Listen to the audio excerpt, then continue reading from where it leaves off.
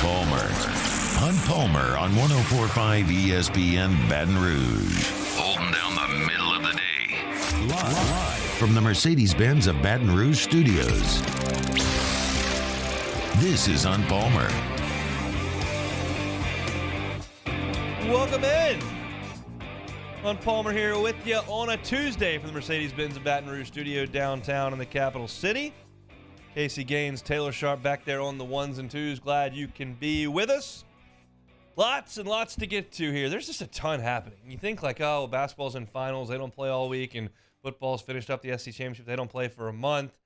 There's probably not – there's a lot to get to here. We'll talk a little bit about some decisions to come back to school from players in Baton Rouge, as well as players that may be affecting the team in Baton Rouge. Glenn West with us at 1:30 from Go247. The Heisman finalists have been announced. We want to get to that. Mick Walker from Boiler Sports Report is going to come on at 2:15 today to talk about Purdue, kind of their early reaction to this bowl matchup and what the possibilities are with Jeff Brom maybe looking back at his alma mater now that that job has come open. We'll talk with Mick at 2:15. Sharif Ishak at 2:30 to talk about the Saints. And that is where we'll start. Last night was impressive. That was impressive. I've got a group text like most people that never stops. And 7 or 8 of them are Saints fans, 2 or 3 more devoted than the others. And pretty much all of them are put out with this team and were entering the game last night. I told you about the text I got yesterday. I was like, I'm so disappointed the Saints were on in primetime because I have to watch these losers again. That was the exact quote I got from a lifelong New Orleans resident and Saints fan. But you still had to pay attention because you still felt like there could be a chance. And for 3.5 quarters last night, we saw the exact thing we've seen between these two teams for 3 years. The Saints have dominated Tom Brady and Tampa Bay in that stadium. In 2020, 38-3. In 2021, 9-0. But Tom Brady hadn't thrown a touchdown pass against the Saints in that stadium in 3 years. And they were just toying with that Tampa offense. Rushing the passer, stuffing the run, making plays in space. They look fast. It's a pretty old defense at this point. They looked fast. They were playing hard. It looked really good. And the Saints were moving the ball on offense, something they didn't do very much of against Tampa in week 2 game in the Dome. But they weren't cashing in quite to the level they needed to. And it all led to one of the most unbelievable collapses I have witnessed at the NFL level. So let's walk through it because there are some really obvious things and some things that I haven't seen talked about as much. It was a sight to see. I want to start with 8 minutes and 10 seconds to play in the game. The Saints have a 13-3 lead, and they've got 4th and 2 at the Tampa 11. Now, you realize you're up 10 points at that point, and Tampa can't move the ball. I know Brady's over there. I know Evans is over there. I know Julio's over there. I know Godwin's over there. I know Fournette's over there. I get it. They have managed to score 3 points to that point. So you have a decision to make if you're Dennis Allen there. You can kick the field goal to go up 16-3 with 8 minutes to go in the game. Or you can try to go for it and see if you can't push it to 20-3 and really try to put that thing out of reach. He decided to kick the field goal. I didn't have a problem with it.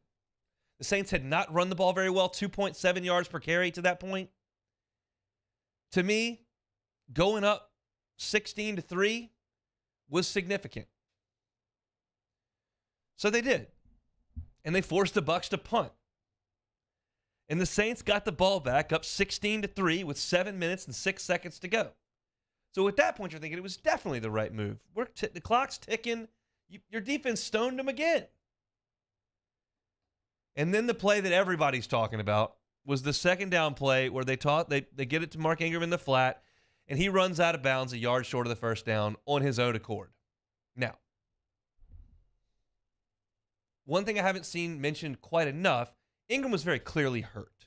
After that play, he came out of the game. He took his helmet off. He was down on a knee. He's hurt. That is a piece to this equation. However, that excuses him 0% from not getting that first down. 0. As long as his legs were functional and he was able to run the 7 yards, he has to run the extra 1. I'm sitting there on the couch watching that, and he goes out of bounds, and I see the spot. I go, what the hell was that? How long have you been in this league? What kind of effort is that? He didn't even get touched. That is absolutely unforgivable in that game. Now, Ingram owned it totally on the Twitter on postgame. He owned it. But it's unacceptable. So then you look up and it's 3rd and 1, and we know that Dalton tries to fit it into Marquez Callaway against the number 1 corner for the Bucs, and they knock it away.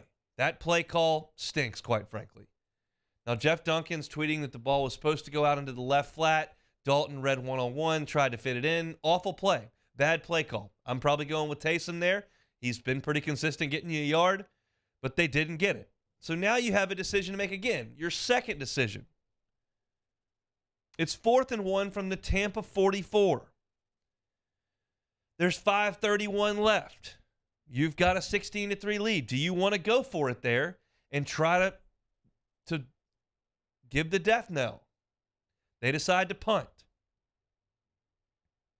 That's decision number 2 for Dennis Allen. The Bucs go 10 plays, 91 yards. They get the big pass interference on the deep ball to Evans, and they punch it in with 3 minutes to go down 6. Now you're thinking, okay, they got into a rhythm there. That's not very good. You got to go ahead and make a move here on offense and run this clock out. You give the ball back to Brady, you got problems. They go 3 and out. Kamara gets 0. Dalton takes the sack, and they hit Taysom with the ball over the middle, and he drops it. Now, it's a great defensive play. I say drops it. He did catch it and drop it, but it was a great defensive play. And Tampa then has a minute to go, and they go right down the field, 11 plays, 63 yards, and they get the touchdown on the second to last play of the game. And so you could look at this and say, hey, you got to go for that 4th and 2 with 8:10 to go and try to make it 3 scores. You got to go for that 4th and 1 at the 44-yard line with 5 minutes and 31 seconds to go. And you could say that.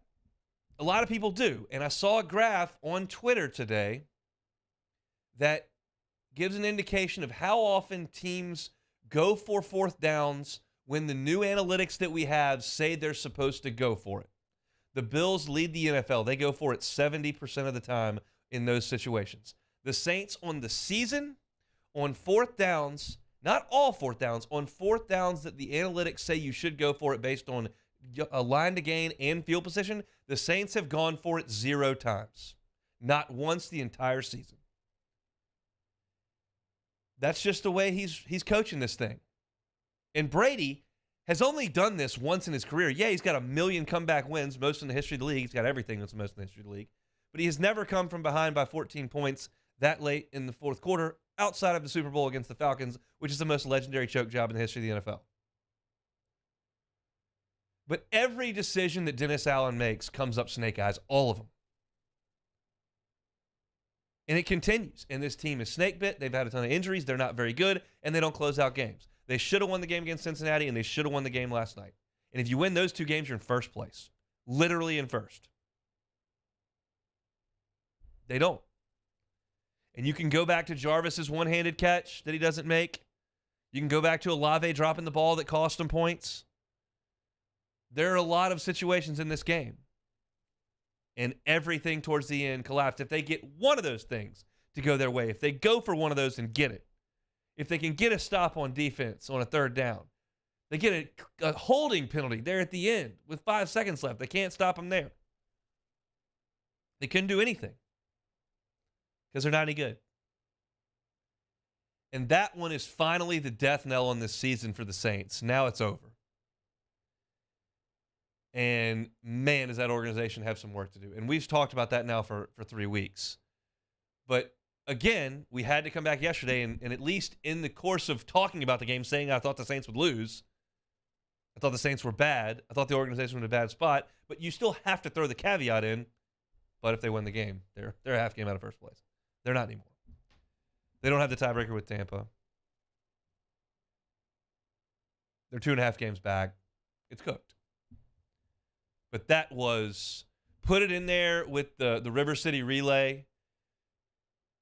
Any of the worst regular season losses the Saints have suffered, that's up there with them. And I realize it's a history of plenty. And I wouldn't pretend that I could sit in this chair and rattle them off. But that was absolutely brutal. Awful player execution, awful coaching decisions, awful luck, all awful. Everything you could do over the last 8 minutes was atrocious after you really played 3.5 quarters of really good football. You moved the ball on offense. You didn't let them move it. You forced Brady into some turnovers. You frustrated him. And by the way, in the course of that 3.5 quarters, you could look at that and go, Brady's toast. He's missing open guys on deep routes. He's throwing picks. Then he doesn't see guys. He can't move. He's toast. And then all of a sudden, 8 minutes to go in the game, boom, boom, boom, boom, boom, he does it again. Kind of what we've been looking at for a couple of years here now. Like, surely this is over. And it just hasn't been.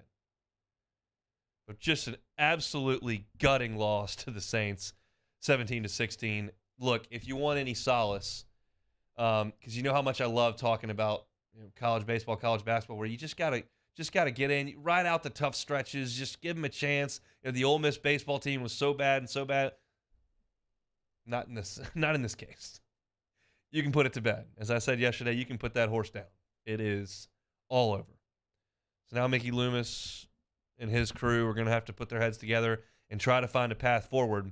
And I'm pretty confident that coming up in about 2 hours, an hour and 55 minutes, you will hear Matt Moscona say, fire this man now. I'm not going to go there. It's not working. It didn't work in Oakland, and it's not working here. But this team's compromised in a lot of ways. But his decisions are certainly not helping. And it's hard to imagine it getting a lot better. 17-16 the final. Saints drop to 4-9 on the season, and you can put this one to sleep. Lots to get to here on a Tuesday edition of the Hunt Palmer Show. Going to have Glenn West with us in about 15 minutes. Coming up at the top of at 2:15, we'll have Mick Walker from the Boiler Sports Report, and we'll get deeper into this Saints deal with Sharif Ishak, who I'm curious to see what he has to say about what he watched last night down there in Tampa. So don't go anywhere. It's 104.5 ESPN Baton Rouge. Hunt Palmer on 104.5 ESPN Baton Rouge. Professional golfers John Peterson and J.J. Colleen answer all your golf and life questions inside the new Drop Biscuit Studios podcast for the people. Download or subscribe today at dropbiscuit.com. My dad just really enjoyed his life, and he enjoyed smoking cigars and thought he was invincible. My stepdad quit smoking, and he really felt like he was in the clear. Sorry. I wish they would have been screened annually. It's not just you affect, it's your entire family. For more information on Ochsner's free smoking cessation program and to see if you qualify for early lung screenings, visit ochsner.org/quit.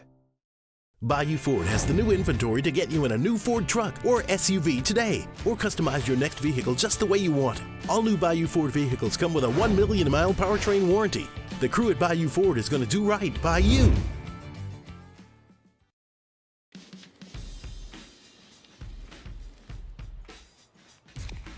Light beer shouldn't taste like water.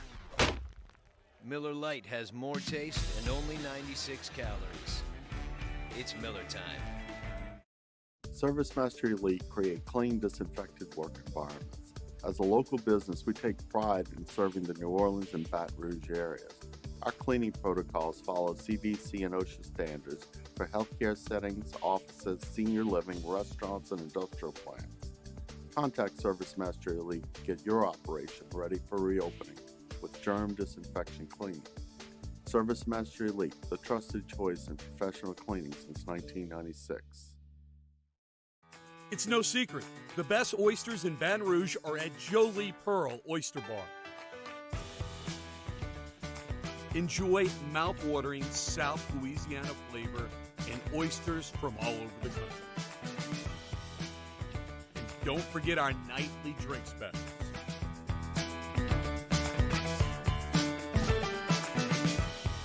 Jolie Pearl Oyster Bar, located in downtown Baton Rouge.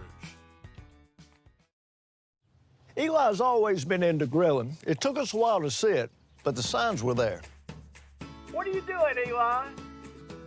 I knew grilling was my thing. I have been talking about it throughout my career. Happy with the results? I am. Got the new grill from barbecueguys.com. It performed great. My advice, as I always told my boys, do more of what you're born to do. Barbecue Guys, for those who were born to grill. You want cheese on your burger, Pops? I'll take a little cheese. Crime has serious consequences, but anyone can make a mistake. If you find yourself in trouble with the law, know that you have rights, and it's okay to demand them. The law offices of O.C. Brown are here to protect you and your rights. Felony or misdemeanor, DUI or drug charge. No matter what crime you're accused of, you still have rights. Let the law offices of O.C. Brown uphold them. Call 225-343-1111. Your law firm for a lifetime. I've been doing business with Luba for 25 years. They're dependable, trustworthy. It's just the attention to detail with our clients. Our folks have years and years of experience. They're highly trained professionals, but many companies have that asset. What I'd like to think makes Luba a bit different is that we use those talents in a way that truly is dedicated to serving the needs of the folks who depend on us. Gulf Coast Office Products is a nationally recognized Savin office equipment dealer based right here in Louisiana. Over 100 employees strong, Gulf Coast has the boots on the ground to support all vertical markets from education, engineering, legal, and finance. With the latest in office technology from desktop to production segment units, Gulf Coast and Savin have the perfect fit for you. Call 225-756-2644. That's Matt Moscona inviting you to join us for Tuesday's AFR, presented by Insurance Network of Louisiana. The first domino has fallen. Kayshon Boutte returning for his senior season. We'll have the latest out of the portal, and we'll recap Saints Bucs. Join us, 104.5 ESPN Baton Rouge.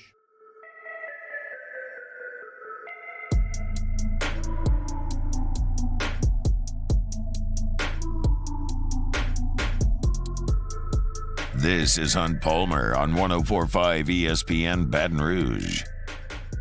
Glenn West, Go 247 with us here in 12 minutes, talking Tiger football and a little basketball as well. Big news yesterday. I was shocked when I saw this on my phone. Honestly shocked. That Kayshon Boutte announced he would be back. And, there's so many reactions to it. I'll give you mine. My first reaction was, wow, I can't believe he's going to come do this again. I believe the reports that indicate that Kayshon gave some serious thoughts to transferring after last year. I believe that to be the case. He decided against that and decided to stay. I did not like his body language in the Superdome. I didn't think it was an indication that he was quitting on his team or that, that he didn't want to be there. I just thought he was frustrated. The quarterback was taking off and running a lot, and he was open at times, and then he had some drops, and that's frustrating too. I don't know Kayshon. I don't have inside sources over there that are feeding me information about exactly what Kayshon's saying and thinking and doing. But I didn't like his body language early. I didn't like the drops early. Those are two different issues. One's just not making plays. The other one is showing some frustration. But I thought he played hard the rest of the season. I thought he had some really nice plays on especially some third downs. The Bama game, I thought he played well. But I just assumed that he would be ready to start his professional career. He would be drafted. He would be a fairly high pick. He's got some really good tape. He's got some really good measurables, and I think someone would take him in a passing league pretty early. That's one. It surprised me he would be back. I just figured after what I believed last offseason and the type of player that he is, he would go. the other piece to this is I think it kind of it signals two things to me. One, in this era of NIL, this is going to happen a little bit. This is not like baseball where if you come back one more year, you lose all your leverage. They still pay seniors and juniors the same thing in the NFL draft. So you want to come back one more year, you can make a few bucks, and you think you can be a much higher draft pick? If Kayshawn thinks he can play himself into the top 15 picks, if he was going to be the 51st overall pick in this draft? I mean, I'm just making that stuff up, but theoretically, that's a big deal. And it's not like you're flat broke anymore. So the era is a little bit different.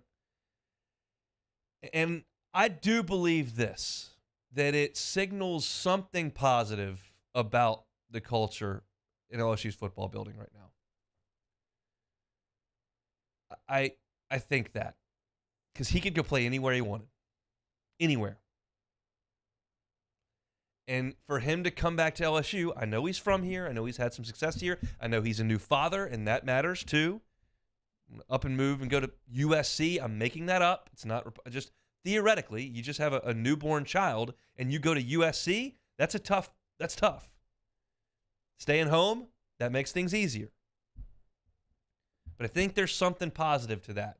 And I think that it could, not that it will, but it could lend itself to other people making the decision to play at LSU, whether it's people that are there right now or it's people that are not with LSU that are in the transfer portal, that maybe LSU's most visible player said, hey, I want to do this again. I'm trying to get a ring. Let's go. Certainly can't hurt. I'm not willing to make massive leaps to say, oh, he knows who the quarterback's going to be. He knows who the quarterback's not going to be. He got promised they're going to air it out next year. Maybe he does. Maybe they do. I'm not ready to make that leap. I'll make the leap to say NIL probably has a factor here, and I think there's probably some positive energy over in the football ops. I'm willing to make those leaps to say, oh, there's your quarterback decision. I don't think so. That's not something I'm willing to do. It may have happened, but it is a big deal for LSU. And when you and I think it's two outcomes here. One, I think LSU's wide receiver core next year is going to be exceptional. Two, I think some guys who are currently on the football team at LSU that play wide receiver won't be here next year. That takes a lot of targets off the board right there. 7 comes back, that takes a lot of targets off the board. I don't need to name any names, but you can go down the pecking order. You understand. But theoretically, a wide receiver room that featured Kayshawn Boutte, Malik Neighbors, Brian Thomas, Jack Besh, Chris Hilton, that type of talent, you bring in a couple of top 100 players in this class at wide receiver, you should have a really, really good wide receiver room. And it should be featured from jump in Orlando next year. It should be the entire focus. No, that's too much. It should be a monster focus in spring football, in summer, and in fall camp. We're going to spread the field, and Kayshawn, Neighbors, Thomas, Besh, Hilton, those guys are going to be a handful along with Mason Taylor. Whatever else comes in the transfer portal. That is going to be the backbone of your offense next year. I don't know who the running backs are going to be. John Emery didn't participate in spring senior day. Noah Cain could theoretically come back. You signed 2 running backs in this class. Armani Goodwin's coming off an injury. I don't know. In this era, it's foolish to think too much about it. But Kayshawn said he's coming back, so I can talk about that. They ought to be a passing offense next year. And find the quarterback that can do it. That's what it looks like to me. Speaking of that showdown in Orlando, got a little bit dicier yesterday when a decision we certainly expected, but a decision did come. Jordan Travis will be back as the starting quarterback in Tallahassee next year. He will be a fourth-year starter. And we know that he gave LSU fits in the Superdome this past year, and he gave Florida fits 2 weeks ago. He's a really, really good college player. He's a redshirt junior. There really was not a ton of thought in my mind that he would go, but he made it official yesterday. He's going to come back, and that's a huge boon to Mike Norvell's program. That's their most visible player. That's the spearhead of their offense. They want to go out in the transfer portal and add pieces around him. That's a pretty nice selling point because he was excellent this year. So I was personally pretty bummed about it. The fact of the matter is, there's still a lot of roster reshuffling to be done in Tallahassee and in Baton Rouge. First of all, LSU's not done losing guys to the transfer portal. There's been 2 that were medically induced that are in there. There will be more. There will not be an entire retention on this team. And there will probably be some that transfer that really bum you out. That's just the nature. But LSU's going to go and get some guys that'll fire you up, and that's just the way it's going to be. But those 2 teams are probably going to start in the top 10. Probably. And so that's going to be a monster matchup when you come to Orlando with big-time names that people in college football know. People now know Jordan Travis based on his performances this year. People, of course, know Kayshon Boutte based on what he's done in 3 years at LSU. These are big-time announcements, and look, it was a damaging loss that LSU suffered to Florida State this year, and LSU's lost 3 straight season openers, which sucks. But it's going to be another huge one, and it'll probably ratchet up the juices around here in August when you realize what's coming around the pike with Florida State. So awesome news for LSU that Kayshon Boutte wants to come back. I think that puts to rest any sort of notion that he doesn't want to be here. He's unhappy. He's a team cancer. He's got one foot out the door. All that, he could go and get paid a lot, and he's going to stay. So now the question is, what best player on LSU's team is the entire fan base going to jump down their throat this year? Stingley, Boutte, who's awesome that everybody's got to get ticked at next year? A little bit of tongue-in-cheek there, but you get the point. All these really good players that you love that were 5 stars that have been impact freshmen, sometimes they're going to make mistakes moving forward. They're not perfect. Kayshon, not perfect, but he's a hell of a wide receiver, and I'm fired up that he's going to be out there for LSU next year. And, man, they ought to be snapping in the shotgun and letting it rip next year because they got real matchup problems all over the field for that Mike Denbrock offense. Tuesday edition of a Hunt Palmer show here. Still tons to get to. Heisman finalists been announced. We'll get to those in 15 minutes. I've got some issues with what's going on in the Heisman right here, and it's a big picture thing that is continuing year over year that needs to be looked at pretty seriously, I think. We'll have Heather Folks from the Kiwanis Club talking about their Christmas parade coming up at 2 o'clock, and Mick Walker from Boiler Sports Report. He will tell us about Purdue, who LSU will face on January 2nd over in Florida. And Sharif Ishaq at 2:30. Can't wait to talk to Sharif about that debacle last night over in Tampa. So stick with us here on 104.5 ESPN Baton Rouge. This is on Palmer. Bayou Ford. Check out the inventory, BayouFord.com. The whole inventory is right there. You can look through it. They've got search bars right there for you. You want a used car? They can do that. You want a new car? They can do it. Tell them what model you want, whether it's the Explorer, Expedition on the SUV side, maybe an F-150, F-250. Maybe you're more of a Mustang. The Broncos are awesome and really hot this time of year. So check out the inventory at BayouFord.com. If you see something you like, check it out. They got a video of the car right there. They've got all your Carfax right there. They've got all the information on all the vehicles. And as they move out, they update that website daily so you know what they've got in store. If they don't have exactly what you want, let them customize a vehicle for you. They'll turn around in 60 to 90 days. Ben Gagne and the crew will have that car delivered right to you with one of our 6 full-time drivers. Bayou Ford is our friends. BayouFord.com is the website. Bayou Ford, where they're going to write Bayou. Our listeners fire off their opinions on the jimsfirearms.net hotline at 499-1045. Keep listening for your next chance to shoot us your thoughts with the jimsfirearms.net hotline on 104.5 ESPN Baton Rouge. Oh, hey, what's up? It's Big D and Bubba, 100.7 The Tiger Morning Show. We'd love for you to join us every weekday, 4 a.m. till 9 a.m. Yeah, everything you want in a show. Country music. We got laughs. We got celebrity in-studio guests. We just need you. Join us every weekday morning, 4 a.m. to 9 a.m., right where it all started. That's right. Louisiana's country station, 100.7 The Tiger.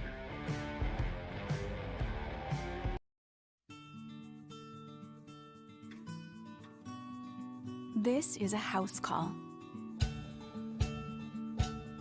This is a follow-up appointment. This is a diabetes checkup. This isn't just more convenient care, it's more advanced care.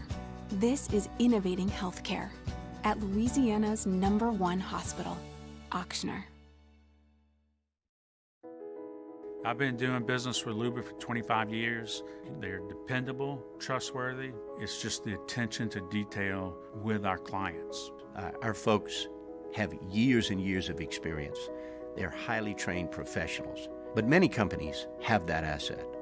What I'd like to think makes Luba a bit different is that we use those talents in a way that truly is dedicated to serving the needs of the folks who depend on us.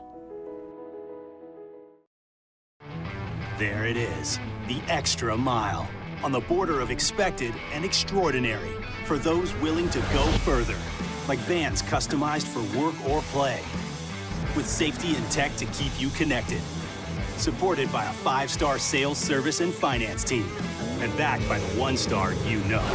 So go the extra mile. It's never crowded, because so few have what it takes to go there. Mercedes-Benz Vans. Louisiana. It's a place defined by culture, by pride, by passion, by people who do more than love this place. They celebrate it, elevate it, champion it. They are the individuals who embody what makes Louisiana great. The companies that make Louisiana a better place to work and live. The nonprofits leading transformational change in our communities. Champions of Louisiana are all around us, and LWCC is proud to celebrate them because we've always been Louisiana loyal, supporting the workers, the innovators, the change agents of this great place we call home. Who are the champions around you? Together, we can share their stories. Together, we can help our home state thrive. Together, we are Louisiana loyal. Jimmy Odd and Mike Delicano for the Tuesday evening edition of Game Time, presented by Bet Rivers. We're at Mike Anderson's on Lee, just off of Nicholson. That's Game Time, presented by Bet Rivers, 6 to 8 p.m. on 104.5 ESPN Baton Rouge.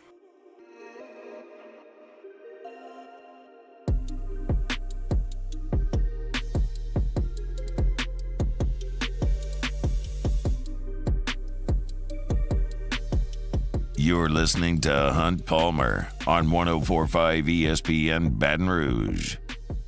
Sometimes you say something on the radio and it comes true in a matter of 2 minutes, and that's what just happened in the last segment. I said it's great news that Kayshawn is coming back for the LSU football program, but as you go down the list of wide receivers, that just took a lot of catches off the board, and I would imagine that some will likely be moving on. And 3 minutes later, Jack Besh tweets out that he is insert the transfer portal. So not totally unexpected there. That's something that had been rumored for a little bit, and it's a crowded room. And Jack's going to try to find some catches elsewhere. Guy played really hard for LSU, but had a hard time breaking in and making a huge impact on this team after a tremendous freshman year. So wish Jack all the best, but certainly not super surprising. Glenn West covers the Tigers for Go 247. Joins us on the Jim's Firearms Hotline. Glenn, how are you? I'm doing well, Hunt. How are you? Doing all right. The Jack Besh news just came across. Don't even know if you had seen it, but it did just come across on Twitter. So your thoughts on that before we get to Kayshawn? Yeah, so it came across right after you guys called, so I actually just saw it myself. Yeah, I mean, look, I don't think very surprising. I think that was probably something that you could foresee, especially after last night when Kayshawn made his announcement official about returning, and there's only so many balls to go around. So, I think it's just going to be a matter of attrition for not only the receiver group, but I think there's going to be a couple other positions here where LSU really has to figure out, some numbers issues that could pop up. So this is the first, but probably, not the last of the guys that are entering the portal for LSU. There's no doubt. I just tried to warn the masses there. I said, look, these are going to come, and there's probably going to be some that don't make you too happy, but it works both ways. Some are probably going to be headed to Baton Rouge that are pretty good players as well. Were you as shocked as I was that Kayshawn decided to return? Yes. I think probably extremely surprised would be probably my initial reaction to it. I mean, we talked for weeks or even the last week about, how there was going to be some movement with the receiver room and some stuff that was going to be open for potential guys that didn't get to have as much playing time on the field this year, and Booty pulled a complete 180 on us. And I think it's really just a really great sign, honestly, of just the impact that Coach Kelly and his staff has had on all these players. I mean, it wasn't that long ago that there were some subliminal messages being sent from Coach Kelly through the media to Kayshawn back in the spring, and just to see where that relationship has grown and obviously evolved in the months since, I think is extremely indicative of what the messages have been to these players. And I think it's going to be a really, it's obviously a great sign that LSU was able to lure him back, and going to be a really significant piece of this offense next year. A big picture reaction to the game on Saturday. LSU just no match for Georgia. Yeah, I mean, I just, look, I think LSU needed to be the team that made those plays, those wonky plays, the blocked field goal that was returned for a touchdown, the interception off the helmet. LSU needed to be the team that made those early plays, and it was just Georgia that made them. And Georgia grabbed the early momentum there, grabbed the early lead. Their offense really settled down there after the first quarter, and it was really all she wrote. I mean, by the time halftime rolled around, you pretty much knew it was probably going to be a really tough uphill climb for LSU to even get back in that game. And you give credit where credit's due. LSU played really well in that third quarter, but when you spot a team like Georgia, a 25-point lead at halftime, it's pretty much good night and lights out. So not really surprised with the final effort, the final outcome, but I did think there was a lot of effort shown there in that second half, and thought LSU really responded well after getting down big. The Tigers could not stop A&M running the football at all. They couldn't stop Georgia from throwing the ball at all in the first half, and couldn't stop them from running it at all in the second half. It's a unit that hasn't been lights out all year, but has had some really solid performances. What do you make of the defensive inconsistencies and poor play in the last two games? I think it was honestly a matter of just a group maybe getting a little bit worn out. I think there's a really strong case to be made that LSU needs some depth improvement along the defensive line and in the front seven into this offseason. I think Mekhi Wingo and Jaquelin Roy and Ali Gay and those guys gave you every bit of effort that they could, but when it gets late in the season, we talked with Ali Gay about this a couple weeks ago. Nobody's 100% healthy. Nobody's feeling, peak physical condition when you get into game 12, game 13 of the season. And, certainly I think it bodes well for LSU to bring in some guys that, they can rotate a little bit more in and out of the rotation. So I think that's going to be an area where LSU certainly looks to add some quality depth, so whether it's in the portal or via this freshman class. But I think really more so than anything, it was a group that got worn down here towards the end of the season, and that's something that LSU is going to have to correct this offseason. What do you think of Nussmeier's play in the second half? He's exciting. He's really fun to watch. I mean, guy is not afraid to make any throw. You can tell the receivers really like his style of play. I mean, Malik Neighbors just raved about him after the game, and Kayshawn's been honestly one of his biggest cheerleaders really since the offseason. So really strong performance from Garrett. The two turnovers he had there in the second half, I think it's just a guy that realizes his team's down 20 points and is just trying to do anything to fit balls in and really try to create any lasting offensive momentum that there was. So I don't take a whole lot into the two turnovers there. I thought for the most part he played extremely poised. He made the right decisions with the ball, and was really a phenomenal performance for him to get some good game tape on film. And we'll see what happens with him. I honestly don't know.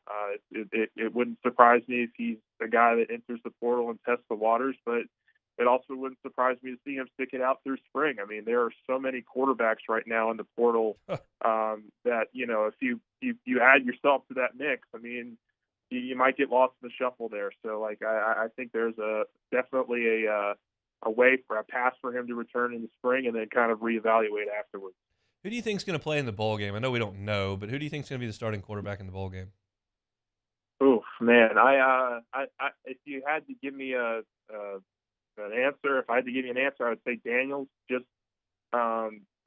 because I just honestly don't know what to expect over the next couple weeks. I mean, you could see Walker Howard go out there and play this game. I wouldn't be surprised if that happens at all. But LSU is going to be really careful with how they bring Daniels back. He's going to be out for the next week to 10 days, according to Coach Kelly, and we'll see what happens with him in terms of his announcement and what he ultimately decides to do. But it could be any one of those three, to be honest with you, and it's just going to be a matter of waiting and seeing what decisions these guys come to in the next couple days. Different world we're living in these days. Glenn West, our guest from Go247. Basketball teams won a couple of games since we last talked. They've been trailing some pretty poor teams late, but have made some winning plays. Where are you with them at this point? Yeah, I mean, you're hoping to see some development offensively. I think that's kind of where I am. Defensively, it's going to be a team that's going to have its identity through defense, and it's extremely important that those guys really start developing some more chemistry offensively. It's just kind of the best way I can describe it. It's just hard. Everything they do offensively right now, it's just so hard for them in terms of just creating open shots, getting good looks for guys in the right positions. And so it's just something that takes time. And this is not a team that's overly abundant with size, with just the physical traits that come with being an elite SEC program. So they're going to have to overcome some stuff in order to compete in the SEC this year. It's still a couple weeks away to figure out some stuff in the non-conference, but I think offensively it's just where this team has kind of struggled so far. We've asked Coach McMahon about it. They're trying to tweak some things, but there's only so much that they can do between now and the start of conference play. They really have to start growing that on-court chemistry and finding that offensive identity, because they really don't have much of one right now. Is there a player who you think they can get more out of? I mean, Miller's been great. Williams has had his days here and there, but is there another player, whether it's point guard Juice Hill or one of the freshmen, or somebody offensively they can get more out of? Yeah, I mean, look, Juice Hill is a great answer. I think they could use some more consistency out of him as a starting point guard. But a guy that I was really excited about for the first couple weeks, who's been injured now, is Justice Williams, the point guard who was coming off the bench. I mean, he looked really smooth in those first week or two of the season in terms of running the offense with the second unit. He goes down with an ankle injury and has turned it over to kind of Cam Hayes, and Hayes has played really well too off the bench. So I would say either one of those two guys in terms of Hayes or Justice Williams, just some guys that you can go out there and get a bucket off the bench and really be able to help carry that second unit with scoring. The bench unit has been really good defensively in terms of their rotations and abilities to create turnovers and get out in transition, but they're still looking for that consistent bucket getter, and I think Hayes and Williams are guys that, if you can ask, can be a little bit more aggressive off the bench there. I think those are two guys that really come to mind. Glenn, thanks a bunch. We'll talk next week. All right, thanks, Son. Appreciate it. Glenn West, Go247, our guest each and every Tuesday here in the 1 o'clock hour. We'll come back, talk Heisman finalists. I got some issues with it. That's next on 104.5 ESPN Baton Rouge. Hunt Palmer on 104.5 ESPN Baton Rouge. NFL Week 14 coming up. Started off right with a no-sweat same-game parlay from FanDuel, America's #1 sportsbook. Doesn't matter if you're new to FanDuel or already have an account. You'll get free bets back if your Thursday night same-game parlay doesn't hit. NFL same-game parlays are the perfect way to combine your bets for a chance at a bigger payday.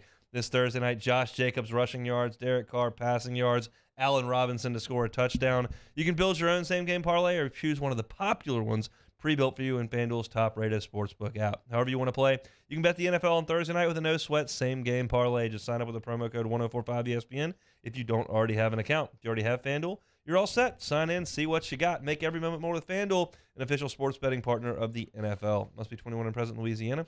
3+ legs, minimum $1 bet required. Refund issues non-withdrawable free bets. Expires 7 days after receipt. Max free bet $5. Restrictions apply. See terms at sportsbook.fanduel.com. If you're someone you know has a gambling problem and wants help, call 1-877-770-STOP. In times of need, get a full list of phone numbers, websites, and other important emergency information on the Demco Stormwatch page at 1045ESPN.com. Bayou Chrysler Dodge Jeep Ram has $11,000 off MSRP plus 2.9% for 72 months on all new 2022 Ram Black Widow trucks in stock. All new Bayou vehicles come with a 1 million mile powertrain warranty and free delivery. If you need sales or service, the crew at Bayou is going to do right by you. 3 people walk into a bar. The first 2 order the same old margs. The third, Nuevo Topo Chico Margarita Hard Seltzer. Crafted with real lime juice and a crisp tequila flavor.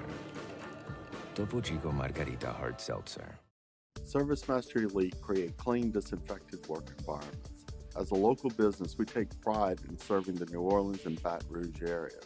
Our cleaning protocols follow CDC and OSHA standards for healthcare settings, offices, senior living, restaurants, and industrial plants. Contact ServiceMaster Elite to get your operation ready for reopening with germ disinfection cleaning. ServiceMaster Elite, the trusted choice in professional cleaning since 1996. It's no secret. The best oysters in Baton Rouge are at Jolie Pearl Oyster Bar.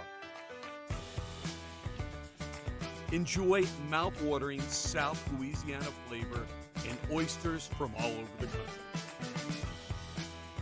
And don't forget our nightly drink specials.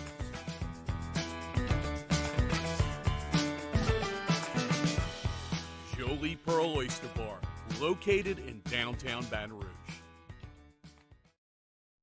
Eli's always been into grilling. It took us a while to see it, but the signs were there. What are you doing, Eli? I knew grilling was my thing. I have been talking about it throughout my career. Happy with the results? I am. Got the new grill from barbecueguys.com. It performed great. My advice, as I always told my boys, do more of what you were born to do. Barbecue Guys, for those who were born to grill. You want cheese on your burger, Pops? I'll take a little cheese. Crime has serious consequences, but anyone can make a mistake. If you find yourself in trouble with the law, know that you have rights, and it's okay to demand them. The law offices of O.C. Brown are here to protect you and your rights. Felony or misdemeanor, DUI or drug charge. No matter what crime you're accused of, you still have rights. Let the law offices of O.C. Brown uphold them. Call 225-343-1111. Your law firm for a lifetime. I've been doing business with Luba for 25 years. They're dependable, trustworthy. It's just the attention to detail with our clients. Our folks have years and years of experience. They're highly trained professionals, but many companies have that asset. What I'd like to think makes Luba a bit different is that we use those talents in a way that truly is dedicated to serving the need. Matt Moscona inviting you to join us for Tuesday's AFR, presented by Insurance Network of Louisiana. The first domino has fallen. Kayshon Boutte returning for his senior season. We'll have the latest out of the portal, and we'll recap Saints Bucs. Join us, 104.5 ESPN Baton Rouge.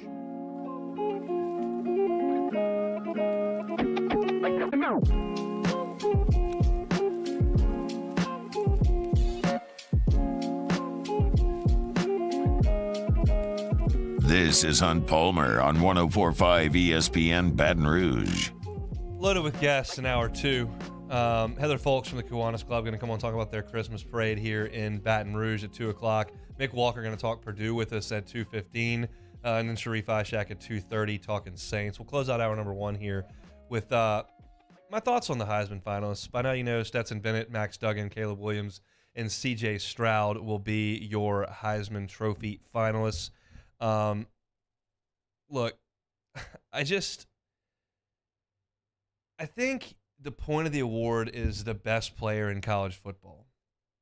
And we're falling too much into the really good player whose team also won all their games or whose team's in the playoff. To me, it doesn't make any sense at all for Stetson Bennett to be at the Heisman Trophy ceremony and Bryce Young not to be there. Does anyone think Stetson Bennett is better than Bryce Young? I think Stetson Bennett's had a great year. I think he's a great quarterback for Georgia. I also think he's playing with the Monstars from Space Jam. Like, they're just way better than everybody. Bryce Young carried his team, even in losses. Look at it statistically. Bennett 68%, Bryce Young 64%. So Bennett completed 4% more of his throws. But Young threw for 10 yards more per game, threw for 7 more touchdowns, and threw less interceptions.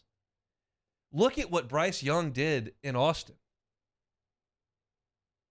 Look at what Bryce Young did in that game in Knoxville, even though they lost. He went nuts. They scored 50. They got a defensive touchdown, I saw. Anybody think he was playing really poorly in Baton Rouge? How about that touchdown pass he threw late in the game where he danced through 400 people and threw it down the field? And I just think he's not there because, well, Bama's not in the playoff, and you know what? He won last year. Don't worry about it. Hendon Hooker completed 70% of his throws for 25 yards per game more than Stetson Bennett. He threw 27 touchdowns and 2 picks. I get it. He wasn't great in Athens. That hurts. But, like, he should be there. Sorry his knee blew out.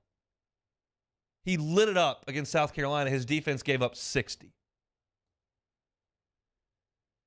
So, look, statistically, what is interesting about the Heisman Trophy this year is that it really is a very tight race. And I'll talk about that at the end of the week. They'll give it out on Saturday, and we'll talk about it on Friday. But I think we took the easy way out here, and Stetson Bennett is a hell of a college quarterback and very likely is going to go down in the college history books as a 2-time national champion. And he's had a really good year. He threw 20 touchdowns. That's not exactly earth-shattering. He's got the best defense in the country, a great offensive line, a really good run game, and cheat codes all around. And I realize that that's happened at other places too. But I don't think they invited the right people. Bryce Young and Hendon Hooker should both be there. And before I looked at the stats, I did this on purpose. I looked at the finalists and I went, okay. And then I looked at the stats. But I had my preconceived notion just from absorbing college football for 3.5, 4 months. Just from seeing what I saw. And then I looked at the stats, and it's really tight. Like Caleb Williams probably has the statistical advantage, but Max Duggan's right there with him and was the heart and soul of that TCU team that kept winning late games. Stetson Bennett plays for the best team and has played well. I think Stroud's on the outside looking in. But it's, to me, Bryce Young's the best player. And because they lost on the last play of the game twice, it disqualified him. I think we're not doing this properly. But again, it's going to create intrigue on Saturday that's usually not there. We usually know. You can try to squeeze some drama into it, but we usually know. And this time we really don't. So I'll handicap it on Friday what I think's gonna go down. But I just, y'all get ticked at me for saying that because every time I mention Alabama and don't cuss their name, which I'd love to do. But every time I do that, y'all go nuts. That's all right. I want to remind you that 104.5 ESPN Baton Rouge excited to see pro hockey coming back to the Raising Cane's River Center this winter. Tickets start at just $10. You can find them at Ticketmaster.com, and you can find them at the Raising Cane's River Center box office. Keep listening for your chance to win some from us. Sign up to win at 1045ESPN.com. And we want to remind you about our 15K holidays. 1045 ESPN Baton Rouge and Citizens Bank and Trust are in the spirit to rock your holidays with $15,000 in cash. Our 15K holidays, head to 1045ESPN.com and register to win a $15,000 national cash prize or $1,500 in local cash prizes. The 15K holiday is powered by Citizens Bank and Trust and 1045 ESPN Baton Rouge. Loaded first hour here on the Hunt Palmer Show.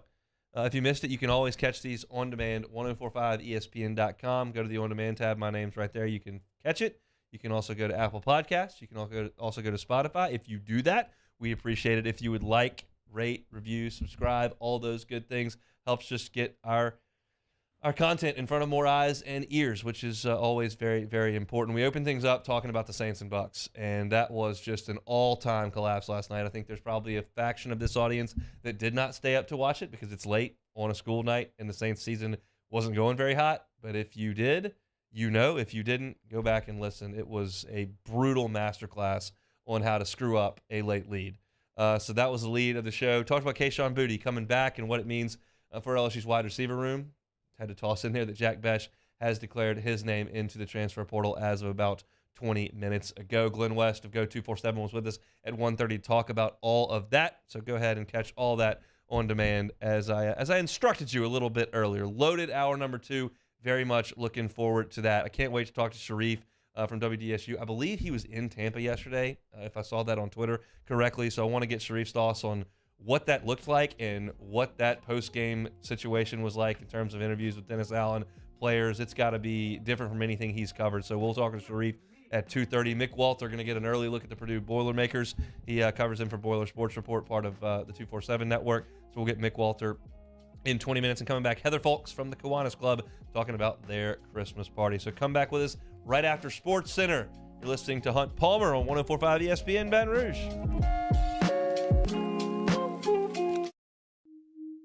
Nearly half of children in foster care drop out of school. But you can rewrite that story. Change a child's story. Become a volunteer today. There it is, the extra mile, on the border of expected and extraordinary, for those willing to go further, like vans customized for work or play, with safety and tech to keep you connected, supported by a 5-star sales, service, and finance team, and backed by the 1-star you know. So go the extra mile. It's never crowded, because so few have what it takes to go there. Mercedes-Benz Vans. Gulf Coast Office Products is a nationally recognized Savin office equipment dealer based right here in Louisiana. Over 100 employees strong, Gulf Coast has the boots on the ground to support all vertical markets, from education, engineering, legal, and finance. With the latest in office technology, from desktop to production segment units, Gulf Coast and Savin have the perfect fit for you. Call 225-756-2644. That's 756-2644 for Gulf Coast Office Products.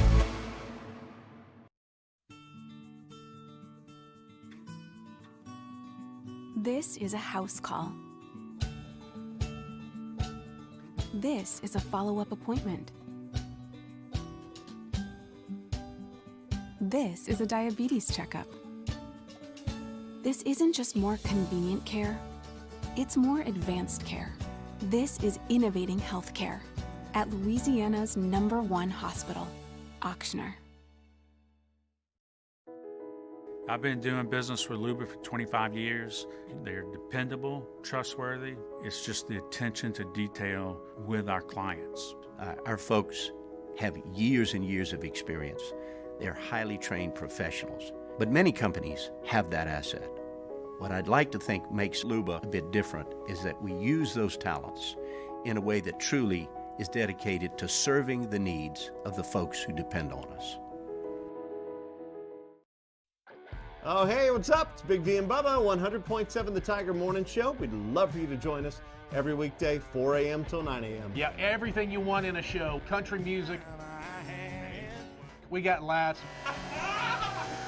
We got celebrity in-studio guests. We just need you. Join us every weekday morning, 4 a.m. to 9 a.m., right where it all started. That's right. Louisiana's country station, 100.7 The Tiger. Louisiana. It's a place defined by culture, by pride, by passion, by people who do more than love this place. They celebrate it, elevate it, champion it. They are the individuals who embody what makes Louisiana great.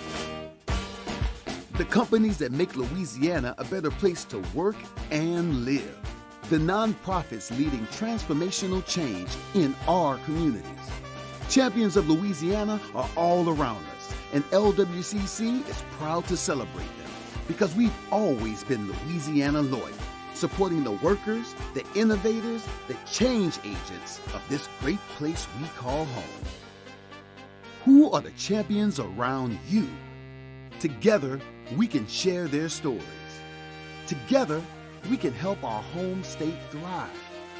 Together, we are Louisiana loyal. Always.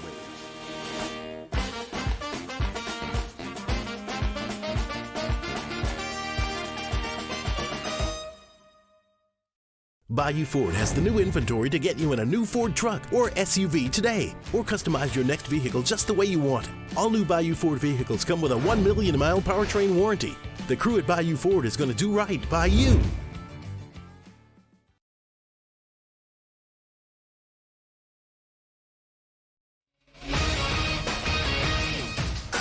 I'm Christine Lisi. This just in. ESPN's Ed Werder's reporting the Cowboys have concerns after Odell Beckham Jr.'s physical that the free agent receiver's recovery from a torn ACL hasn't progressed enough to ensure that he'd play before mid-January. And that is indeed the main concern when it comes to Beckham signing with a new team, points out our Keyshawn Johnson. I'm not worried about his football IQ. That's easy for me to say. He'll be fine as far as that goes. His health is key. Can he stay healthy and be healthy and ready to go at the end of the season? All he needs is a game or two in the regular season to roll into the playoffs and contribute. Key of Keyshawn, J. Will, and Max. The Titans fired GM John Robinson 2 days after the embarrassing loss to the Eagles, in which receiver A.J. Brown, traded by Robinson to Philly in the offseason, scored 2 touchdowns.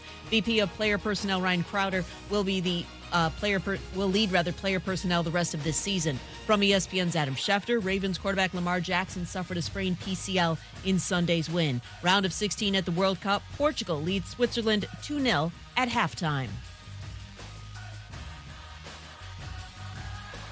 Coming up on Wednesday, does the road to the Super Bowl go through Kansas City? I'll explain why maybe not so fast, my friend. Keyshawn, J. Will, and Mac, Wednesday morning at 6 a.m. Eastern on ESPN Radio, ESPN2. Now, Hunt Palmer on 104.5 ESPN Baton Rouge. Holding down the middle of the day. Live from the Mercedes-Benz of Baton Rouge studios. This is Hunt Palmer. Locked and loaded, hour number 2 here on a Tuesday. Hope your work week's off to a good start. Thanks for hanging out with us here on 104.5 ESPN Baton Rouge. If your week's off to a good start, I can tell you can get off to a good finish here on Saturday here in Baton Rouge. If we can do one thing in Baton Rouge, we can do parades. I say parades in Baton Rouge, you probably automatically go to St. Patrick's Day, probably go to Mardi Gras, maybe Spanish Town, think, oh, well, yeah, sometimes LSU and Southern win national titles when we have parades. That's not the only parade here in Baton Rouge. On Saturday, 5:30, Cortana Kiwanis Christmas Parade is cranking up downtown Baton Rouge, and Heather Folks is here to tell us about it. Heather, thanks so much for your time. How are you? I'm doing great. How are you? Doing very well. Looking very much forward to Saturday. Going to be an awesome time in downtown Baton Rouge. This has been going on since 1948. For those that are not familiar, first tell us about the Kiwanis Club, and we'll get into how much fun the parade is. Well, our club is Cortana Kiwanis, and we've been in existence for over 40 years here in Baton Rouge. It started out in Cortana Mall as some of the merchants. They all went and joined in and formed the Kiwanis Club, and it's just grown from there. We actually meet now every Thursday morning at 7:30 for breakfast at Piccadilly or in Sherwood. So if anybody would like to come join us, please just show up at 7:30 on Thursday mornings. And Kiwanis is all about kids. And so anything that we do out in the community, it's usually based around kids. And so what more than a Christmas parade is based around kids. So we're super excited to be able to host this parade and bring it to our Baton Rouge community. It's going to be an awesome time downtown Baton Rouge. 5:30 is when it rolls. Starts right by the Raising Cane's River Center, and it'll weave through, go back towards the state capitol. We're thrilled to be a sponsor here of the Battle of the Bands, and that's what really piques my interest. It's just a guy. I love at parades to see the bands. Obviously, kids do as well. What other types of entertainment going to be out there for the parade? There's going to be plenty of floats, plenty of really great throws. There are going to be some really awesome grand marshals. We have several food vendors that are going to be around on the parade site. We also have some really great dance groups in the parade. And, we have a lot of high school ROTC cadets that are helping us out this year as well. So our grand marshals this year is our adult grand marshal is Kevin Falk. So he's going to be riding in the parade. You'll definitely want to come down and see him and catch some great beads from him. And then we also have the Red Stick Elves, which is kind of a playoff of Elf on the Shelf. And so they will be our kids' grand marshal. And so there's something wonderful out there for everybody, no matter what age. Definitely get your friends, come down. It's a great time, great family-friendly time, and we'd love to see you. The Cortana Kiwanis support so many awesome causes, and the proceeds from the parade got Our Lady of the Lake Children's Hospital, the Cystic Fibrosis Foundation, among others. So, again, 5 o'clock this Saturday, downtown Baton Rouge. Kevin Falk going to be there. Great throws, great food, great drinks, and always when we have parades down here in Baton Rouge, a great, great time. So, Heather, we really appreciate you coming on, and we'll see you out there on the route this weekend. I'll see you Saturday. Thank you. Absolutely. That is Heather Folks from the Cortana Kiwanis Club. So, you want to come on down there? Come on down there and have some fun. Going to be a blast for the kids. Before we get to Mick Walker coming up here from Boiler Sports Report, I do want to just briefly touch on the freshman All-Americans that were named from LSU earlier this week, and I think there were some today as well. And it's the names that you would definitely imagine would be on there. It's Will Campbell, it's Emory Jones, and it's Harold Perkins, and such a great foundation for this football program. You're going to constantly in this era have guys coming and going, and you're going to bring in older players, and you're going to lose some younger players that you had high hopes for. But you've got some guys in this class that do such important things, and you can't get that done down the field if you don't have bookend tackles. And LSU has found theirs, and that's so important. And, yeah, Emory Jones took his lumps on Saturday. But as I say all the time, when you're talking about Will Anderson or you're talking about Jalen Carter, some of these guys, those guys are going to do that every so often to guys that play for the Colts, Chiefs, and Bears next year. That's just the fact of it. And Emory Jones is 19 years old, and he stood in there, and he took some lumps, and he took some of his shots back too. And so it's just a growing experience, and it's never the way you want to do it. You don't want to throw true freshmen out there at both tackle spots.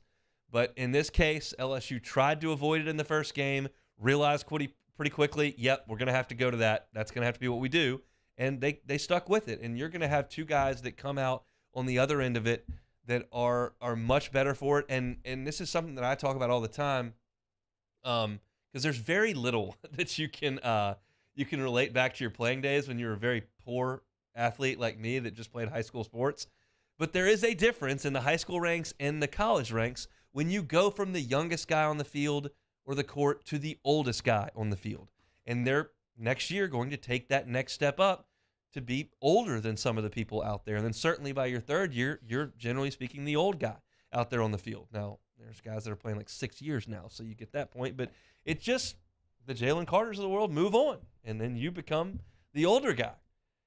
And so for LSU to have bookends as All-Americans at tackle, and then Harold Perkins, the playmaker that he can be on defense. And I know that A&M kind of schemed him away and that Georgia kind of schemed him away. LSU had a precocious talent early on that they weren't really sure how they were going to use. And it came up aces for him a couple of times, significantly at Arkansas. And then teams saw that on film and tried to deal with it. But he still got to be out there on the field. And you talk about a situation where you get a lead and teams have got to drop back and throw the football. He's a factor, and they will make him known as a factor. And so you've got, on the offensive side, guys to help you move the ball to your most talented player. On the defensive side of the ball, you've got a guy who can change the game in a pass rush situation, a spy situation, just being as good an athlete as there is on the field. So those guys were named as All-Americans by multiple outlets over the last 24 hours. On3 just threw theirs out there as well. So well-earned, well-deserved, and a really good foundation for this LSU football program. You pair that with the fact that Kayshawn's coming back. It's been nice for the last 24 hours talking about LSU's future. Fortunately, if you missed the news coming up in the last hour, Jack Besh has announced that he was going to enter the transfer portal, and it's just not all that unexpected because when you bring Kayshawn back and you figure that between he and Neighbors and Thomas, there's just not a lot of balls to go around, Jack thinks he can be more productive elsewhere, so he's going to look elsewhere. That guy loved playing for LSU the last 2 years, I can promise you that. And I'm sure it was a difficult decision for him to move on, but he's a guy that it's going to have a bright future playing football. It's just probably not going to be in Baton Rouge as he has entered the transfer portal. want to remind you to check out dropbiscuit.com, browse our growing library. While you're there, you can be sure to subscribe to Pops, Fame, You Talking to Me, For the People, Well Stated, or whatever Southern-flavored audio biscuit you may fancy. Dropbiscuit.com, our new podcast library here at Guarantee Media. All right, we're moving right along here on a Tuesday. I want to remind you, if you are looking for something to do tonight, I've got the answer for you. It is Pluckers Sports Trivia. Every single Tuesday, 8:30, Nicholson location. I'm there. We do live action trivia, 5 rounds. Every round's got a first place. Every round's got a second place. You can win Pluckers gift cards, have something cold to drink, have something delicious to eat, and have a good time while we watch some hoops up there at Pluckers on Nicholson. 8:30 Sports Trivia tonight. When we come back, get our first look at the Purdue Boilermakers, LSU's opponent in the bowl game coming up in the Citrus Bowl on January 2nd. I want to ask Mick about some of the players on this team, but I also want to ask about the fact that, hey, that Louisville job's open. Purdue's head coach, who's had some success there, is a Louisville alum. He's turned it down before. Do you think that's a possibility here in the next 30 days? So don't go anywhere. Come back with Mick Walker on 104.5 ESPN Baton Rouge. This is On Palmer. Our listeners fire off their opinions on the jimsfirearms.net hotline at 499-1045. Keep listening for your next chance to shoot us your thoughts with the jimsfirearms.net hotline on 104.5 ESPN Baton Rouge. Winter can be magical. The Mercedes-Benz Winter Event is here, and there's no better time to check out our new Mercedes-Benz of Baton Rouge inventory. We have the vehicles that can make your holiday extraordinary. See all the latest technological features on the newest models during our Mercedes-Benz Winter Event. Shop our best of the best award-winning dealership. Visit mbobr.com. Gulf Coast Office Products is a nationally recognized Savin office equipment dealer based right here in Louisiana. Over 100 employees strong, Gulf Coast has the boots on the ground to support all vertical markets, from education, engineering, legal, and finance. With the latest in office technology, from desktop to production segment units, Gulf Coast and Savin have the perfect fit for you. Call 225-756-2644. That's 756-2644 for Gulf Coast Office Products. Follow us on Twitter at 1045ESPN to cast your vote in the Citizens Bank and Trust poll of the day. Vote daily inside Off the Bench, anytime. Hunt and Hill. And after further review, Citizens Bank and Trust brings you the poll of the day via Twitter at 1045ESPN. Service Master Elite create clean, disinfected work environments. As a local business, we take pride in serving the New Orleans and Baton Rouge areas. Our cleaning protocols follow CDC and OSHA standards for healthcare settings, offices, senior living, restaurants, and industrial plants. Contact Service Master Elite to get your operation ready for reopening with germ disinfection cleaning. Service Master Elite, the trusted choice in professional cleaning since 1996. It's no secret. The best oysters in Baton Rouge are at Jolie Pearl Oyster Bar. Enjoy mouth-watering South Louisiana flavor and oysters from all over the country. And don't forget our nightly drink specials.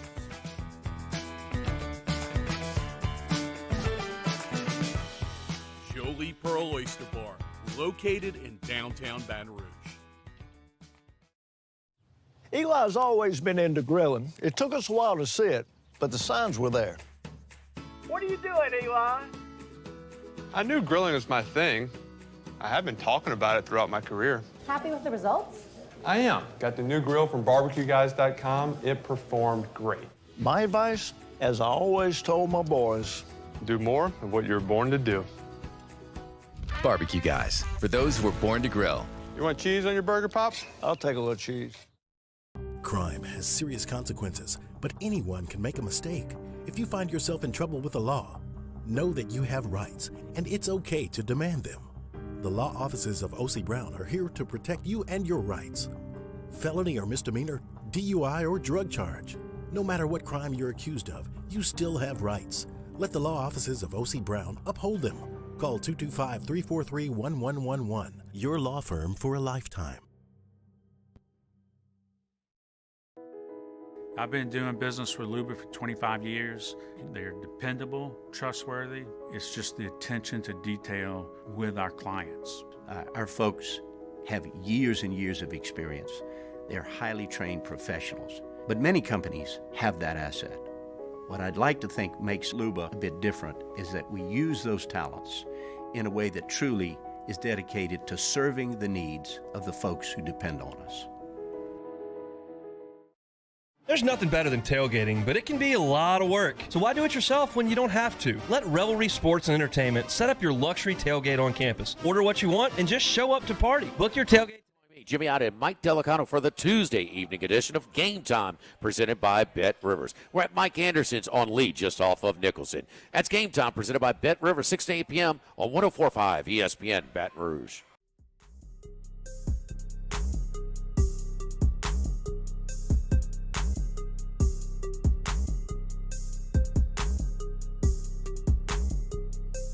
You're listening to Hunt Palmer on 104.5 ESPN Baton Rouge.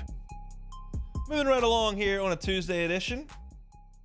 104.5 ESPN Baton Rouge. Head out to the Jim's Firearms Hotline. Mick Walker covers Purdue for 247. Mick is our guest now. Mick, thanks so much for the time. How are you?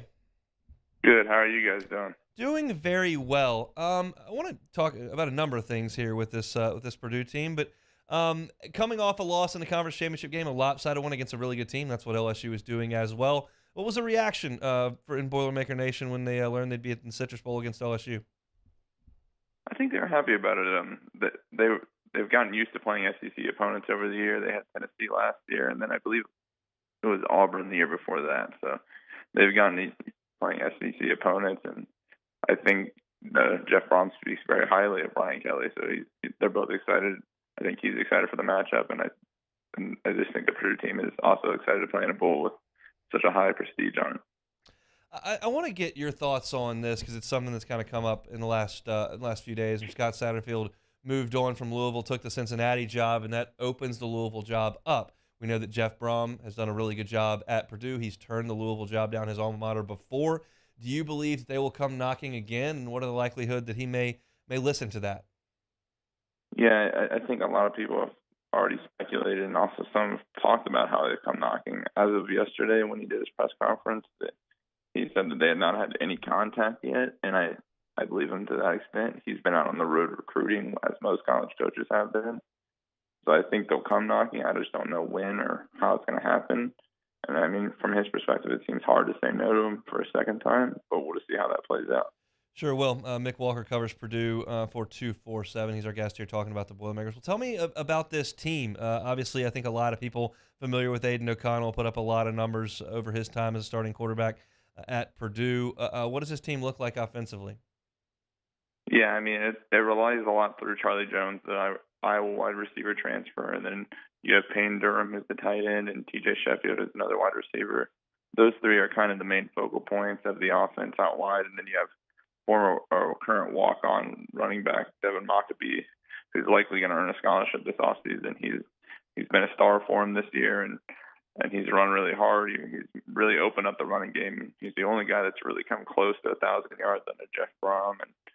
But like you mentioned, Aiden O'Connell is the engine that makes it all go, and it seems like he's looking to close out his career on a high note after making it to the Big Ten championship game. And obviously he's dealing with some personal stuff off the field with the passing of his brother, but he seems locked in. He played well for most of the Big Ten championship game and had a few mistakes.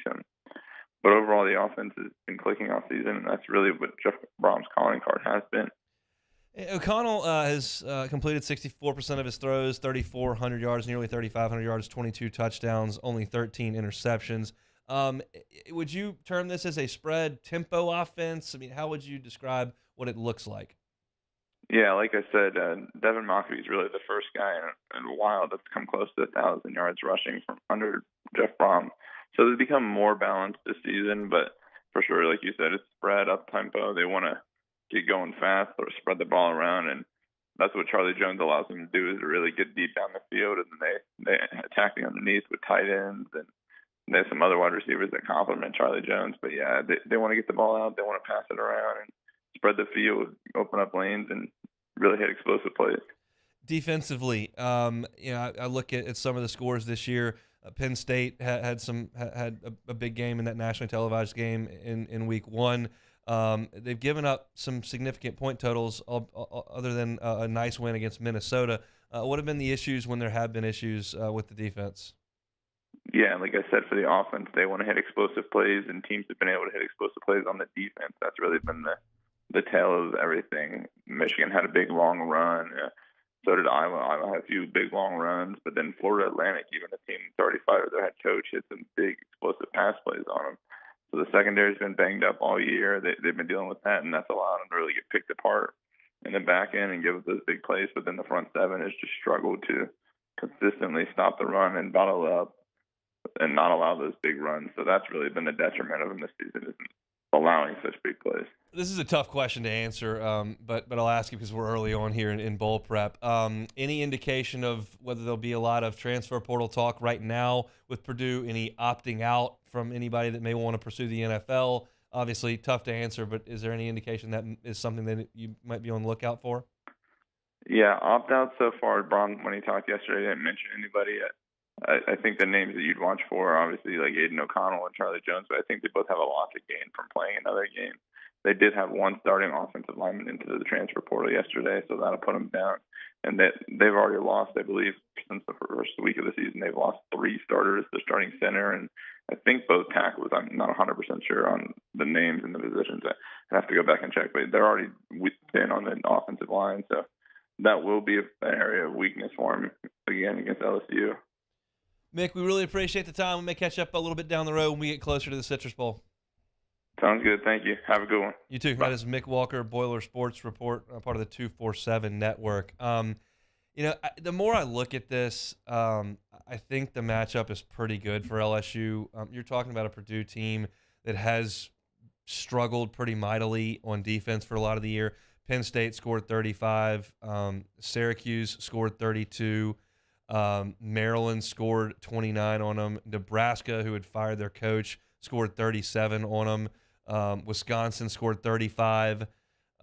Michigan scored 43. And if you're listening to Mick there, he said, yeah, they've really just struggled giving up explosive plays. I don't want to jump too far to conclusions without having watched a ton of Purdue. I'm just looking at some stats early on. It's not a time to dive into Purdue too much, but the indication, in my opinion, based on 20 years of experiences, they're probably not super athletic on defense. That's just a guess. Again, I'll look that up, but you start to look at the point totals the teams have rolled up, and that could be a possibility. Now, we'll see if some of their better players, as Mick just mentioned there, whether it's Aiden O'Connell, the quarterback, who's been awesome. Charlie Jones is their number 1 receiver. He's got 1,300 yards and 12 touchdowns this year, so he's a heck of a player and certainly an NFL prospect. Maybe he decides, yeah, I'm going to head on down the road here. Maybe not. Maybe you want to put on for old Boiler one more time and take on LSU in the Citrus Bowl, but that'll be something to look. Here they lost a starting offensive lineman to the portal. Sounds pretty good if guys like Ali Gay and B.J. Ojulari and Harold Perkins decide to play in this game. But it's just one of those deals where at this time in the calendar where we've got almost a month, it's the 6th, they play again on the 2nd, to consider how many guys are going to look to transfer out and go find another home and how many guys are going to opt out for the NFL draft. We just don't know who's going to play. So it's one thing to analyze this thing early in December. It's another to see who comes out of the tunnel the day after New Year's, because you just don't know. Jack Besh, obviously won't be with LSU, and that's the deal with the transfer portal is when do you want to enter? Do you want to jump in right now, find your suitors, find your market, find your next place to go, or do you want to play one more time and put some more film out there and then enter? But maybe there have been some spots taken. It's tough to tell. It's good that the NCAA has allowed these teams to just fill to 85 one way or another. You don't have to do one-off, one-on with the transfer portal to the signing class, or when one person leaves, you take another one. It's just flat out 85. That's get to 85 one way or another. So you can be cautious. If you look at the way LSU's approaching this thing, you look at all the guys who cover recruiting, who cover the basically roster. I mean, is it even called recruiting now? Does Shea and the guys at On3 cover recruiting, or do they cover roster management? I think they cover roster management. You got to look at the transfer portal, look at guys coming in and out, that kind of thing. But if you're gonna look at it, like, this is an odd time, and it really factors into the bowl game. And so, again, I'm going to put less and less stock in bowl games. I mean, certainly less than you did 15 years ago when it was like a conference pride type thing. I never bought too much into that, but it kind of was. And now it's like, yeah, they lost, but who did they play? Like, we know LSU didn't have their quarterback last year. He left. I mean, that's the nature. We have a wide receiver out there chucking it around. You think the Big 12 is going to stamp a big flag in the middle of the field because you beat the big bad SEC? Who tried 35 guys out there? Used to be on New Year's Day, you looked and go, man, the Big Ten, they really stink. Southeastern Conference is taking it to them. Now you can't really draw anything. It's an exhibition. It's a good time if you're an LSU fan or a fan of Purdue or whoever it is to support the team one more time before you go into the offseason and you're begging for it by the time August rolls around. But it's just hard to tell. And you listen to Mick there. Sounds like Purdue's got some guys who have defected already, and we'll see what their star players want to do, whether it's O'Connell or Jones or any of those guys. The running back, I was unaware. I knew that he had run for 920 yards this year, 9 touchdowns, 5 yards a carry, and had been really good for him. I didn't realize he was a walk-on. So if it's he and Josh Williams toting the football for those two teams, you got a pair of guys that are former walk-ons or scholarship athletes to be that are carrying the load for Big Ten program and an SEC program that have made it to the Citrus Bowl, which gets kind of the top of the pecking order after the New Year's Six. So interesting storyline there. We'll kind of dive in and see what all these storylines are moving forward. It's really tough to get there now because I think over the next 10, 12 days, we're going to be heavy until Christmas. We're going to be heavy into transfer portal, coaches leaving, carousel, that kind of stuff. And then you get into after Christmas when you got that week there to get ready and preview this game between LSU and Purdue. Look, it's not where we thought LSU would be as of 2 weeks ago. It's where they are now, so we'll get you caught up on it. But I want to get just kind of a thumbnail on Purdue there. Appreciate Mick for coming in and joining us. When we come back, old Sharif.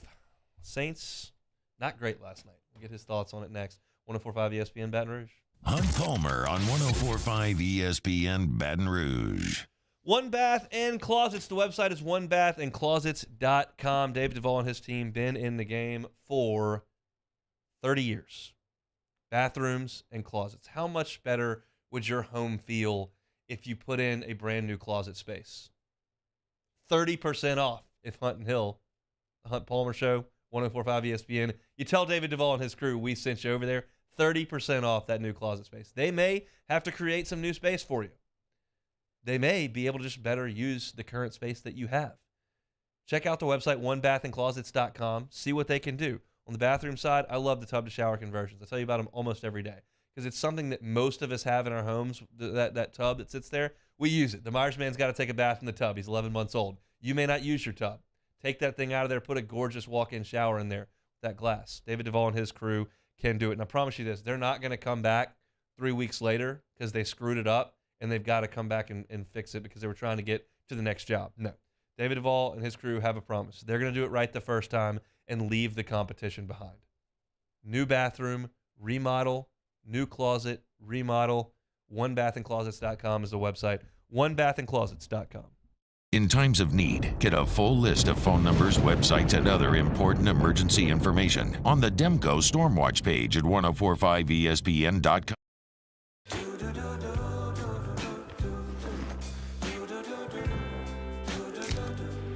I've got that blue sky. I've got that sunshine. Time doesn't stop, and the world keeps spinning.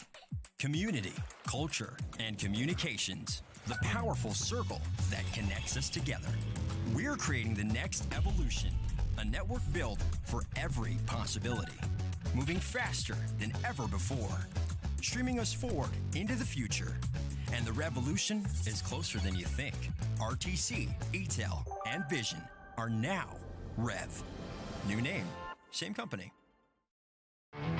There it is, the extra mile, on the border of expected and extraordinary for those willing to go further, like vans customized for work or play, with safety and tech to keep you connected, supported by a 5-star sales, service, and finance team, and backed by the 1-star you know.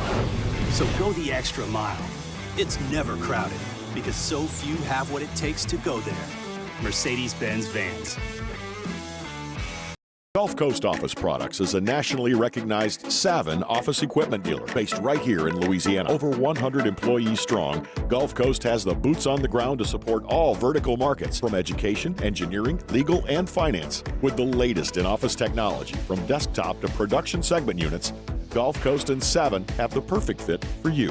Call 225-756-2644. That's 756-2644 for Gulf Coast Office Products.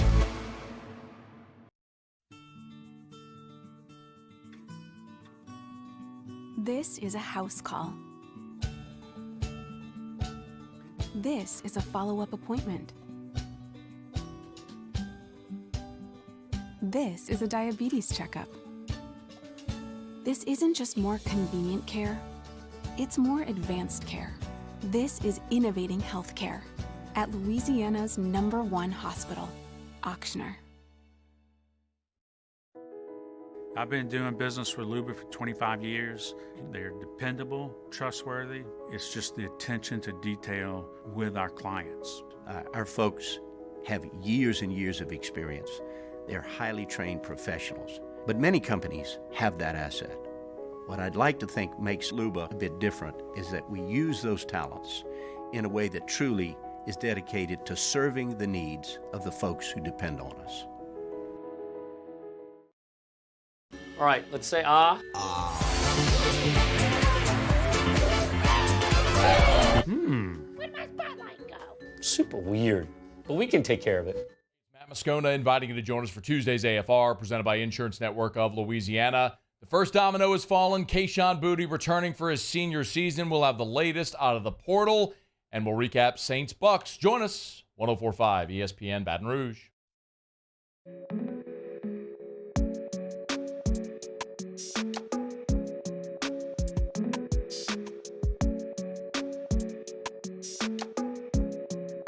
This is Hunt Palmer on 104.5 ESPN Baton Rouge. All right, let's head out to the Jim's Firearms Hotline. That's where we'll find Sharif. Sharif, were you there last night? Thankfully, no. Oh, God. Yes. I mean, I'll just leave the floor open. I mean, what'd you think of that finish? As expected, for 4-9 team. 4-9 teams find a way to be 4-9 teams and lose games. Let's be honest. Everyone's like arguing, oh, this is when the Saints lost a game at this point in the game. I'm like, when they lost the game, Hunt? The previous 12 games. Because this is exactly what they've done all season long. Drop passes, inability to convert instead of kicking field goal, instead of scoring touchdowns, they're kicking field goals. Ingram, 1 yard short of first. They run a slant on 3rd and 1, which Dennis Allen said today they should have run the ball. It just goes to tell you something, that Pete Carmichael isn't doing the things the right way. And the defense has kind of collapsed, the big 44-yard pass interference. And everyone wants to say, well, Tom Brady's the GOAT. The GOAT. I'm like, he really didn't do anything. The Saints did all that to themselves. Tom Brady didn't do anything. He led one decent drive at the end of the game, and that was it. I mean, there's so many directions to go. Did you think that Dennis Allen made any significant errors last night in terms of the decision-making? It's the one that bothers me the most is that 3rd and 1. And I know, he wants to subtly say we should have run the ball after the game and even today, but you're the head coach. You tell Pete Carmichael, please run the ball 3rd and 1. We have Taysom, we have Alvin, we have Andy Dalton who could QB sneak it. Just do something. Don't throw a slant to Callaway. Another thing is the timeouts at the end of the game. You had 3 timeouts. What were you doing with those timeouts? You essentially left them on the board. You're not carrying them over for the last 4 games of the season. Give yourself at least a little time to go down the field and give Lutz a chance to kick a field goal. Those were the 2 things that really bothered me. Outside of that, the drop, Olave's got to catch that. Jarvis. I've seen Jarvis catch that since 2011. But it's 2022. You got to stop the one-handed thing. You're no longer with Odell. That's not how you do it anymore. He admitted that he was absolutely at fault for that. He should have never done it with one hand, which I appreciate. He and Mark Ingram taking accountability for what happened in their 2 different plays last night. And Taysom, you should have caught the ball. I understand it was, the defense made a pretty solid play at the end of the game, but Andy Dalton dotted that ball to you. You should catch that ball. But once again, it's a bad football team, and bad football teams find ways to lose games, no matter if it's the middle or the end, and they've done that quite a few times this season. I wasn't really shocked. It happens, man. That's what happens when you're bad. So there was a play, it was either last week or 2 weeks ago, where they basically, on a goal-to-go situation, threw a jump ball to Taysom, and he didn't come down with it. And then you have this seam route. I mean, are we still technically throwing the ball to a backup quarterback here? Or are you okay with that usage of Taysom Hill? I'm okay with, I think he needs to play a little bit more. He needs to get more snaps at the quarterback position than playing tight end. He caught a touchdown last night, and everybody was celebrating it. But the play before that, Chris Olave was wide open in the end zone. Just to let you know, he was wide open in the end zone, and that play might not happen if Andy Dalton saw him. I'm okay with him taking some snaps at the tight end position. The balls are actually hitting him in his hands. That was last week in the end zone against San Francisco in the corner. Everyone was like, "Oh, why did you throw that ball?" Because it hit him in the hand. He dropped it. Last night, the ball hit him in his chest. He had it and then couldn't hold on to it. I'm okay with it in spots because he finds a way to get open. He just got to catch it. Unfortunately, that's not what he is. He's not a receiver. He's more of an athlete that is a quarterback. And I think that's where he should have been used on 3rd and 1. Everyone's like, "Oh, it's so predictable." It is predictable, but if he can get you 1 yard to extend the game and run even more clock, and maybe you get a field goal. But, man, it was too many threes, not enough sixes last night, man. They lost that game early in the game whenever they didn't score any touchdowns. It was over once Tom got it with 5:21. He did that to the Rams about a month ago, and I knew it was coming. They've found different ways to lose this season, that's for sure. You go to the London game, the ball hits the upright, and they lose. You go to the Bengals game, you let Chase get loose at the end there. Certainly the picks at the end of the first half against the Cardinals were nuts. Pittsburgh felt so bad because you scored 10 points on an awful team. You get shut out last week in San Francisco, and then you let this one off the hook. Is there one that breaks their back in terms of getting up and going to work the rest of the season?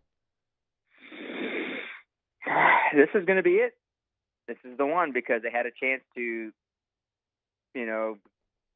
get within a half a game in this miserable, disgusting NFC South with, some games that they could win down the stretch. Now it doesn't matter. It's over. The season's over. I mean, this is the one that broke their back. Now, they could have won a couple more games before they got to this one. Like you said, Pittsburgh. I cannot believe they lost to a Matt Rule coached football team, Cliff Kingsbury coached football team, and Matt Canada. Yep. You can't lose to those type of coaches. Like, that's inexcusable. You cannot lose to those type of coaches. To be honest with you, those are 3 bad football coaches. You can't lose to those type of games.